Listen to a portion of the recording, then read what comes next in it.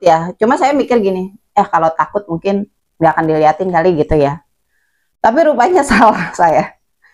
Saya salah. Apa yang dia lihat itu yang saya lihat saat itu. Tapi maksudnya yang saya lihat emang mungkin itu dia yang emang harus saya lihat gitu ya.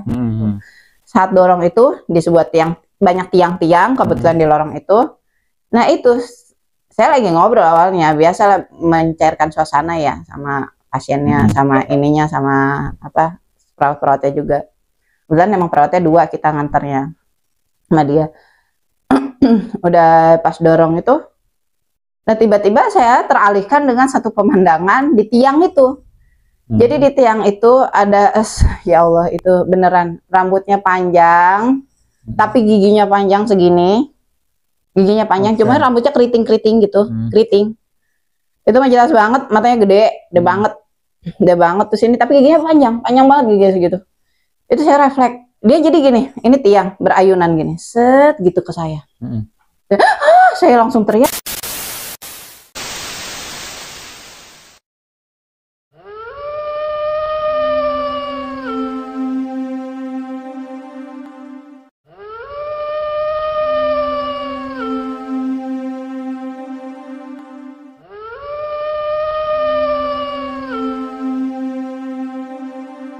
Assalamualaikum warahmatullahi wabarakatuh.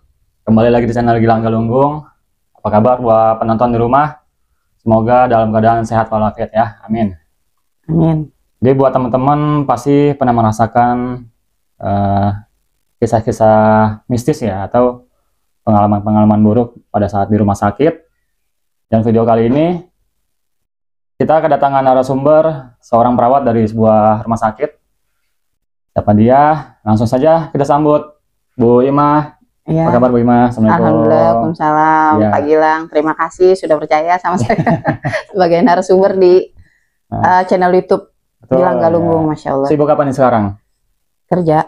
Dia masih jadi perawat? Masih jadi perawat. Berapa tahun Bu? Dari 2011 ya, berarti 2011, sekitar 13 tahun kali ya. Iya, kurang lebih 13 tahun. Nah, yang Bu Ima mau ceritakan nih sama penonton di rumah, pengalaman apa aja nih yang Bu Ima rasakan pada saat di rumah sakit? Iya sih, cuma sepenggal kisah aja ya. Sebenarnya sih itu teman saya yang bisa ngelihat awal. Sebenarnya teman saya yang bisa ngelihat, tapi ya waktu itu kita zaman COVID ya Pak ya. Zaman COVID. Kita tuh dipilih lah gitu, ibarat kata siapa nih yang mau gitu di tempat COVID gitu, kayak yang di sebuah rumah sakit yang lain gitu. Nah di rumah sakit saya juga kebetulan ada tempat khusus COVID. Nah itu kan dicampur tuh semuanya, apalagi rumah sakit saya, di tempat saya kerja kan luas banget ya. Itu kayak ruang isolasi gitu? Pokoknya satu gedung khusus untuk orang COVID. Satu gedung. Kan karena emang rumah sakit yang saya tempatin tuh luas, jadi misalnya saya di gedung A, terus ada yang gedung B, ada gedung C, itu dicampur, semua perawat dipilih, semua perawat untuk didinaskan di satu gedung untuk gedung COVID itu gitu. Nah di situ saya ketemu temen, kebetulan saya lagi dinas malam kan, ketemu teman. Saya tuh awalnya nggak paham tentang dia, karena setiap banyak ada aja segelintiran yang ngomong, wah hati-hati kalau sama dia gitu, kalau dia sama dia, bukan hati-hati, enggak, dia justru dinas sama teman saya yang ini, kalau dinas malam tenang, pasien tuh nggak pada datang, pasien-pasien baru justru nggak datang. Aneh, makanya kan biasanya kalau yang itu mengundang, ini pasien baru nggak datang, pasien-pasien baru nggak datang dan tenang, dan alhamdulillah nggak pernah macem-macem atau apa. Cuma pada suatu malam saya dinas sama beliau itu perempuan. Perempuan. Sebut aja lah ya, si Mawar gitu lah ya. Nah itu saya dinas sama beliau, saya harus ngerujuk ke gedung sebelah karena sudah dikatakan pasiennya itu sudah dikatakan apa sih, harus pindah ya, karena negatif COVID-nya. Karena kalau yang udah negatif COVID-nya itu dipindahkan ke gedung yang ada khusus gedung juga, itu untuk rehabnya gitulah, untuk pemulihan. Ini di daerah Jakarta ya? Iya, daerah Jakarta. Nah itu saya mau awalnya mau ke gedung sebelah dulu nih. enggak, maaf, mohon maaf. Itu jadi bukan mau mindahin, tapi mau ngambil pasien yang teridentifikasi terinfeksi COVID itu positif. Jadi harus ke gedung kita dong. Nah, kita tuh jadinya ngejemput pasien ke gedung sebelah yang notabene harus sebenarnya sih nggak usah muter, bisa lewat belakang. Cuma dia bilang gini, nggak usah lewat belakang ya, kata dia gitu awalnya. Kata saya, oh kenapa, kata saya gitu. Enggak, pokoknya jangan, saya mau lewat depan, kata dia gitu kan. Padahal ini lewat belakang kan lebih cepat. Oh oke, kita lewat depan aja gitu. Udahlah sekalian lihat-lihat kita kan di dalam terus gitu kan, apalagi kita COVID, cuma rumah sakit kita nggak boleh kemana-mana gitu, nggak boleh main kemana-mana karena kan kita perawat yang benar-benar sama COVID gitu, sama pasien-pasien COVID kan. Ya udah kita ke depan, lewat depan, tapi emang kan kalau mau ngejemput itu kita nggak pakai hazmat dulu, pakai hazmatnya pas di ruangan kan, pakai baju biasa aja, pakai baju scrub lah gitu. Nah di depan itu jadi ada taman, lewat depan kita ngelewatin taman. Di situ ada patung yang rumah sakit itu, yang punya rumah sakit tuh si Mbah itu.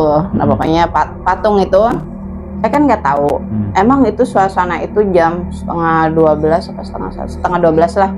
Sebenarnya sih nggak terlalu malam ya, setengah 12 itu nggak terlalu malam.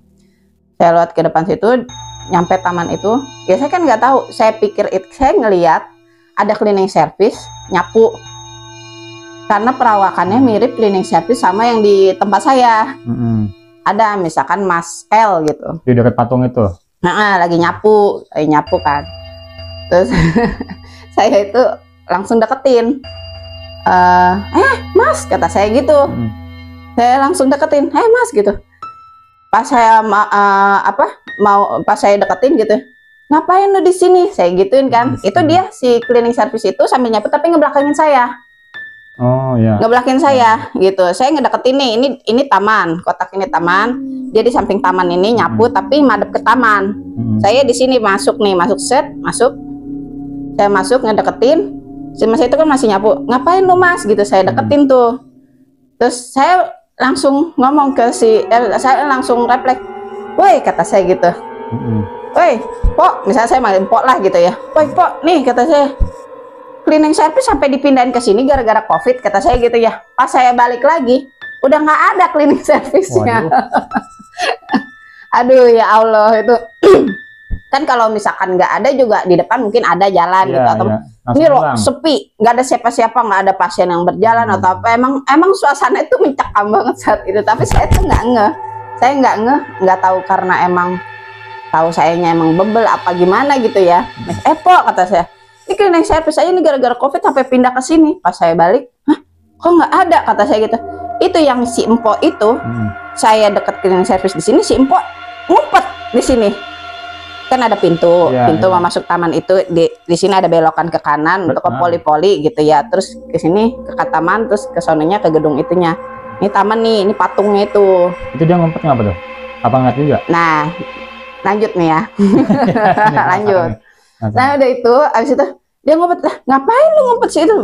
Lah kemana ini cleaning service, kata saya gitu. Dia ngedeketin saya pelan-pelan. Ayo, narik. Ayo, apaan? Ayo, kata dia gitu. Itu kemana ya tadi si Mas gitu? Saya masih bingung dong. Dan saya nggak ngeh itu tentang begituan lah ya, yang mistis-mistis itu. Dasar emang saya juga ya karena mau ngejemput pasien itu kan. Terus ya saya nggak pernah lah, alhamdulillah ya, nggak pernah ngeliat begitu-gitu. Ayo udah, dia narik tangan saya langsung pakai gedung itu. Dia masih diem. Kita sampai pakai hazmat, sampai ngurusin pasien yang untuk kita jemput ke sana, ke gedung kita sendiri gitu. Nah udah sampai dinas pun kita pas udah ngurus operan gitu, sampai saya lupa di ruangan tentang si Mas itu yang tadi ya, Mas yang tadi itulah pokoknya yang saya tegur. Nah pas paginya kita kan ke hotel bareng. Ya kebetulan dia bawa motor kan, emang orang Jakarta. Kebetulan dia orang Jakarta bawa motor. Terus ya udah yuk bareng pulang sama saya, kata si Empok itu. Oh oke gitu, ayo kita ke hotel bareng. Nah ke hotel bareng kita sarapan dulu, kata dia gitu. Kayaknya emang dia mau cerita ya. Pas sarapan itu di daerah Jakarta juga tuh, di samping hotelnya. Dia cerita langsung. Nih katanya, saya mau cerita, katanya. Emang mungkin karena udah terang, terus dia tuh pas gitu ya momennya cerita itu. Itu yang semalam kamu lihat itu bukan si emas yang di gedung kamu, katanya begitu, kata si Empo itu. Saya bilang, emang siapa, katanya gitu. Kamu bakal kaget kalau melihat sosok aslinya. Itu kamu mungkin ya, mungkin itu kamu itu sebenarnya dulu tuh waktu gadis itu punya khodam, kata dia gitu. Khodam? Saya nggak ngerti deh pokoknya ya. Punya khodam atau apalah, kata dia gitu. Hah, kata saya gitu. Oh, ini yang anak indigo tadi ya? Iya, tahu namanya itu indigo apa? Perawat dia, bukan anak lagi dia. Tapi emang masih single dia, masih single. Kebetulan ya, sekarang saya nggak tahu udah kabarnya ya. Dia pas COVID itu dia masih single.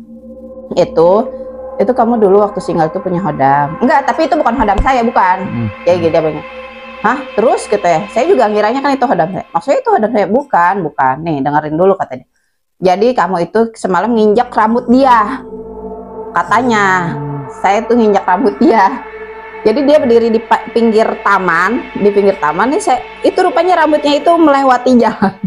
Saya nginjak rambut dia. Jadi saya bisa ngelihat dia.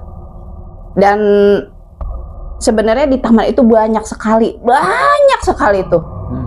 Nah saya juga bingung, kata saya, nginjak rambut dia. Iya, nginjak rambut dia.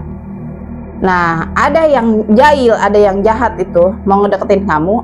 Ini sih yang kamu injak rambutnya, kamu kan ke saya katanya, nganggil si Empo itu. Nah yang diinjak rambut ini ngehalangin si yang jahat itu.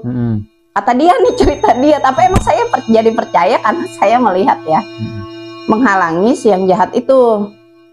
Nah menghalangi yang jahat itu, terus makanya dia langsung narik saya, ayo gitu, ayo kita langsung ke ruangan, biarin aja itu urusan mereka berdua kan. Ya, terus apa urusannya sama khodam, kata saya gitu. Jadi dia itu seperti keturunan khodam yang saya punya, katanya gitu kan. Jadi saya nggak paham ya Pak ya, yang dunia begitu. Dia tuh jadi cerita gini, saya juga dulu pernah sempat ditutup. Jadi dia tuh waktu kecil ngelihat, katanya dia pernah ngelihat, sering ngelihat hantu gitu, ditutup lah sama orang tuanya. Nah jelalanya dia itu pas kuliah stres berat, mungkin kebuka lagi, ngelihat lagi sampai sekarang. Waktu kuliah dia emang sampai sempat dibilang orang gila, kata dia. Orang stres, bahkan sekarang dia udah biasa gitu ya, karena kalaupun ada yang ngajak ngomong atau apa gitu, dia udah ngedorong obat juga udah suhu lah gitu. Udah ini dia pokoknya nggak waktu kuliah. Kalau waktu kuliah bener-bener dia tuh lagi ngituin darah aja sampai pingsan gitu. Udah, kata dia. Jadi tuh itu mungkin keturunan hodamnya, katanya gitu. Kamu dulu waktu single punya hodam, pas nikah pun kamu masih ada, katanya gitu. Cuma bapak kamu, katanya, dia sampai tahu kamu waktu awal pernikahan kamu sering ribut sama suami kamu, bener kan? Nah, di situ saya mulai benar-benar percaya. Karena kenapa? Hodam kamu itu cemburu sama suami kamu, begitu. Itu dia nyeritain gitu ke saya. Hah? Terus, nah itu bapak kamu, katanya, bapak kamu itu berusaha ngusir itu sampai setahun lebih. Ya hodam ini. Awalnya mah benar, ngituin kamu, dan kamu pernah kan waktu gadis kamu sempat hampir celaka tapi kamu berhasil lolos. Nah itu maksudnya seenggaknya Allah memang melindungi kamu, tapi kamu tuh emang udah keturunan kamu tuh dibekalin itu, katanya begitu. Katanya saya aja nggak paham ya, emang pantesan saya tuh mungkin emang cepat marah, emang udah watak kali ya, kata saya gitu. Tapi ya nggak tahu lah, kata saya gitu ya. Terus kata si Empo ini, enggak, emang kamu tuh dulu lebih barbar lagi tuh, pemarah lah apa lebih. Oh iya emang sih, kata saya jadi percaya ya, karena saya melihat sendiri Pak. Saya melihat sendiri saat itu, ya Allah, itu tuh sampai 2 malam saya nggak bisa tidur. Ya kebetulan malamnya masih dinas malam, besoknya libur kan, emang bener nggak bisa tidur mikirin itu kan. Kata dia gini, nah itu dia itu turunan itu hodam kamu, makanya kamu bisa melihat. Kalau misalkan bukan turunannya atau bukan hodam kamu, itu kamu nggak akan bisa melihat itu saat itu, katanya gitu. apalagi dia berusaha ngelindungin kamu. Itu maaf aja, di taman itu banyak sekali katanya, banyak sekali di taman itu. Dan ada yang jahat, ada yang jahil, ada yang baik juga, ada yang biasa aja gitu kata dia. Lah kenapa, kata saya, kenapa harus ngelewatin taman itu? Enggak, saya juga awalnya tidak ngeh, katanya enggak ngeh. Kalau di situ banyak.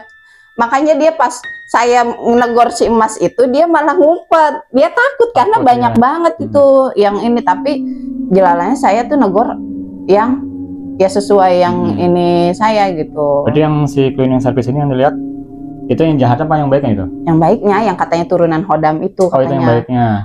Katanya. Makanya kata saya, gitu ya, iya itu bapak kamu berusaha ngusir Hodam kamu sampai setahun lebih. Makanya kamu pas setahun lebih mah rumah tangga kamu lumayan kan, katanya. Iya sih, katanya. Sampai saya gini, kenapa kamu harus jadi perawat? Kenapa nggak jadi dukun aja, kata saya gitu. Enggak lah, kata saya. Makanya ya Allah, gimana ya. Nah terus udah tuh ya udah, saya semenjak itu nggak mau dong dinas sama dia. Jelalanya dapat lagi, kedapatan lagi nih. Itu kenapa 2 kali dinas sama dia, 2 kali ngeliat juga gitu. Yang saya heran begitu. Beda tempat lagi? Beda tempat lagi. Oh. Nah itu itu saya lagi ngedorong pasien, ada sebuah lorong. Saya keluar itu, ada sebuah lorong itu saya lagi ngedorong pasien. Kita pakai hazmat karena itu pasien teridentifikasi positif. Di sebuah lorong itu banyak tiang-tiang, Jadi saya udah takut aja, emang dari awal tuh udah takut ya. Cuma saya mikir gini, kalau takut mungkin nggak akan diliatin kali gitu ya. Tapi rupanya salah saya salah. Apa yang dia lihat itu yang saya lihat saat itu. Tapi maksudnya yang saya lihat emang mungkin itu dia yang emang harus saya lihat gitu ya. Karena saya harusnya saya nggak bisa lihat, kata dia juga harusnya saya nggak bisa lihat, harusnya saya juga nggak mau gitu. Saat dorong itu di sebuah tiang, banyak tiang-tiang kebetulan di lorong itu. Nah itu saya lagi ngobrol awalnya, biasalah mencairkan suasana ya sama pasiennya, sama ininya, sama apa perawat-perawatnya juga. Kebetulan emang perawatnya 2 kita nganternya sama dia. Udah pas dorong itu, nah tiba-tiba saya teralihkan dengan satu pemandangan di tiang itu. Jadi di tiang itu ada, ya Allah itu beneran rambutnya panjang, tapi giginya panjang segini. Giginya panjang, cuma rambutnya keriting-keriting gitu, keriting. Itu mah jelas banget, matanya gede banget tuh sini, tapi giginya panjang banget giginya segitu. Itu saya refleks, dia jadi gini, ini tiang berayunan gini, set gitu ke saya. Saya langsung teriak kan.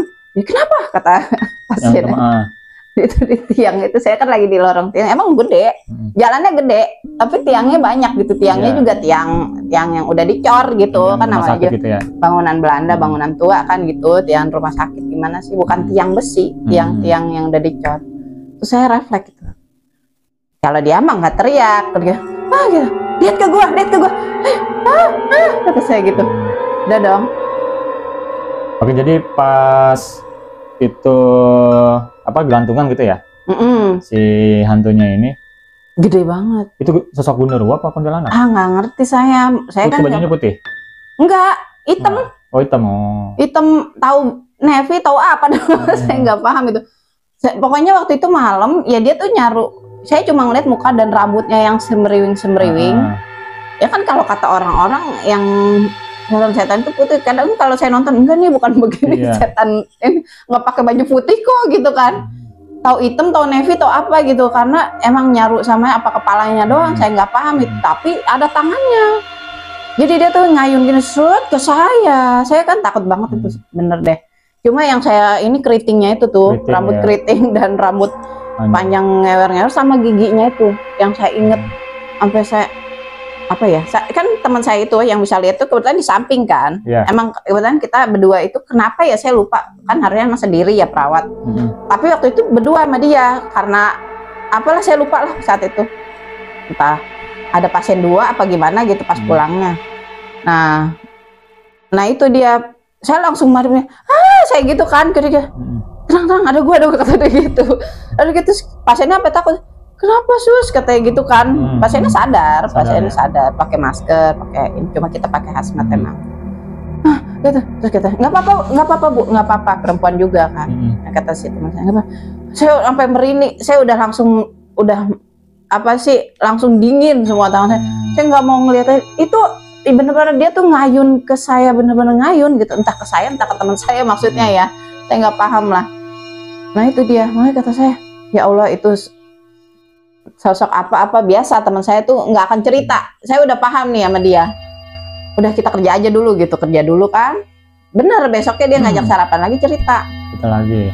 Dia sih nggak ngomong gondrowo atau apa, enggak, dia bilang gini, sarapan katanya, lu tahu kan gue bisa lihat gitu. Iya sekarang saya percaya gitu. Tadi emang awalnya saya rada denial ya, rada nggak percaya gitu, karena mungkin lagi apes aja kali gue gitu kan. Saya mikirnya sampai nggak bisa tidur gitu kan 2 malam, ya Allah. Nah ini iya percaya, iya makanya kata dia. Terus semalam tuh apa ya, apa ya katanya, enggak sebenarnya dia nggak ganggu, dia itu ya cuma setan yang jahil aja.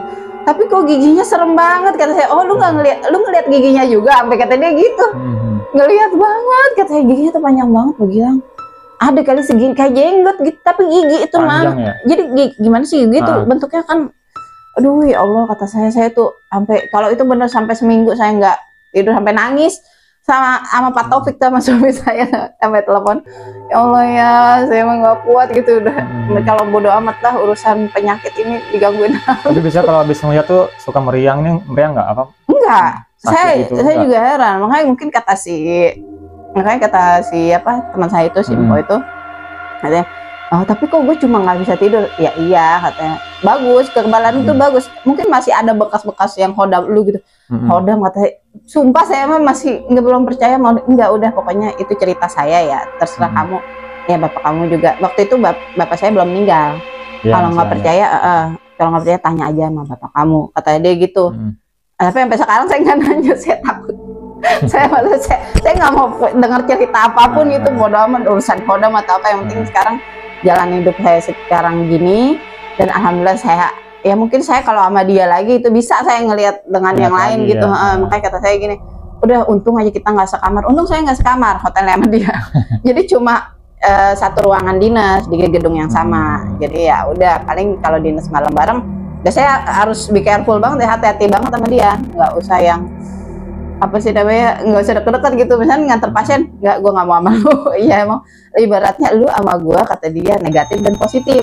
Jadi tuh setan pada demen gitu, setan mungkin yang jahil, yang baik, atau mungkin yang keturunan hodam-hodam lu gitu pada gituin gue, kata dia.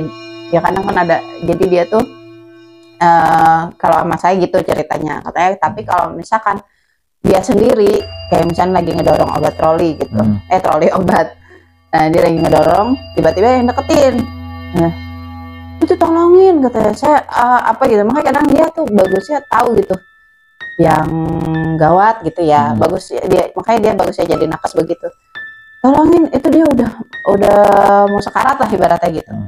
Jadi kata dia itu kalau misalkan yang udah sekarat, yang di ruangan itu pun, di ruangan yang sama-sama saya nih, ada saya waktu itu di anak juga, dia sampai gini, itu ketemunya sama lu tuh, maksudnya ketemunya sama lu, nanti meninggalnya sama lu nanti diurusin lah. Kalau udah kayak Tuhan, enggak, maksudnya kayaknya sih gue sih berprediksi begitu, karena soalnya gue nih kalau ngelihat itu ya, jadi dia tuh kayak ngelihat bener emang kalau misalnya ini badan kita, jadi roh-rohnya itu udah melayang gini, set ke depan ke belakang, ke depan gitu, kayak gitu, ke depan ke belakang, depan gitulah udah ini. Oh gitu, tapi kan dia lagi survive, lagi bagus keadaan. Jadi emang mungkin kayak penyakit cancer gitu ya, kayak penyakit cancer udah stadium akhir, tapi ada satu keadaan dimana dia tuh akan survive gitu, akan bagus lah kondisinya semuanya. Ya iya survive, ya udah lu nggak percaya nggak apa-apa, kata dia gitu. Itu mah gue cuma ngasih tahu lu doang gitu. Udah, gue mau libur dulu gitu, dia kebetulan kan libur. Jadi udah ngeliat tuh ya, udah bisa prediksi tuh ya. Bener, jalannya pas saya dinas malam saya sendirian, maksudnya bukan sendirian, nggak sama dia gitu. Bener, saya langsung WA dia, bener kata lu, meninggal dia nih malam ini. Innalillahi gitu, biasalah. Ya udahlah, kata dia gitu. Gue juga udah tahu, ya gue juga sebenarnya udah tahu sih ya, kalau nggak hari ini gue sih nyangkanya besok, kata dia gitu. Tapi kan gue bukan Tuhan juga, bener kata lu gitu kan. Ya pokoknya seenggaknya gue sekarang memanfaatkan yang gue bisa lah gitu. Gue nggak, jadi gue tuh sekarang nggak mau takut sama yang dikasih ke gue gitu, kata dia gitu. Apa yang dianugerahkan ke gue, ya udah gue nikmatin aja sekarang gitu. Ya misalkan ada yang jahat sama gue, yang atau jahil apa, udah tinggal diabaikan. Jadi dia gitu sekarang, lagi ngedorong troli obat aja, ada minta tolong, akhirnya dia bisa nyelamatin orang gitu. Atau lagi misalkan dia lagi nyatet aja, ada yang jahat sama dia, ya dia bisa mengabaikan gitu. Nggak kayak dulu. Kalau dulu dia malah sampai kesurupan, sampai yang lebih parah lagi. Dibilang epilepsi lah, kejang-kejang apa gitu. Dia memang tetap minum obat apa, tapi tetap ya bisa ngelihat aja gitu. Bisa mendengar aja. Tetap aja. Jenazah yang meninggal ini itu langsung ditarik, maksudnya dipisahin apa didiemin dulu di situ ruangan? Langsung dipisahin. Langsung kan kalau COVID dulu prosedurnya ini ya, langsung kita bungkus terus kita tanam sama petinya juga kan. Dulu gitulah. Pokoknya zaman COVID tuh ya namanya dunia gaib itu ya, meninggal itu kan sama juga kan, dunianya lain juga kayak gitu. Itu udah banyak banget. Tapi saya cuma punya 2 cerita itu doang. Kalau teman saya mah nggak tahu deh. Cuma saya nggak pernah mau nanya sama dia. Dia udah banyak banget pasti. Kalau saya pernah di isolasi tuh, di ruang isolasi. Sebelah saya, sebelahan persis itu meninggal. Iya. Saya yang nemuin tuh jam 2:30 pagi. Itu sampai jam 12 siang. Saya nungguin mayatnya di ruangan. Oh. Nggak langsung ditarik keluar. Oh gitu. Kalau saya kan kebetulan meninggalnya pagi. Makan saya cuma berdua tuh di ruangan. Saya masih mayat ini. Itu sampai saya komplain ke rumah sakit, nggak ditarik juga. Nunggu keluarganya datang. Kalau malam iya sih emang. Ini kan kalau saya anak, ada keluarganya. Oh, berarti tetap. Kalaupun meninggal malam tetap. Maksudnya keluarganya ada, kalau anak mah ada satu ibu atau satu bapak nungguin. Oh, gitu. Kalau anak ya, kalau dewasa iya. Kebetulan saya dewasa cuma sekali doang. Nah itu yang sama dia itu, terus yang kesininya sama dia, lu pas pindah ke anak sama dia juga. Iya. Kata saya kebetulan anak kan, jadi ada ibunya. Kalaupun itu juga kadang ya emang kalau misalnya malam kita diemin dulu, kita tunggu sampai besok baru proses semuanya. Kalau dewasa ya. Tapi kebetulan pas di dewasa saya enggak sih, alhamdulillah enggak ketemu yang meninggal, belum ketemu yang meninggal. Jadi pas di anak emang lebih lama di anak saya. Jadi itu banyak banget di anak tuh yang meninggal lah gitu ya. Sempat stres juga saya, sebelahan sampai jam 12 siang nih mayat nggak diapa-apain gitu, nggak diurusin.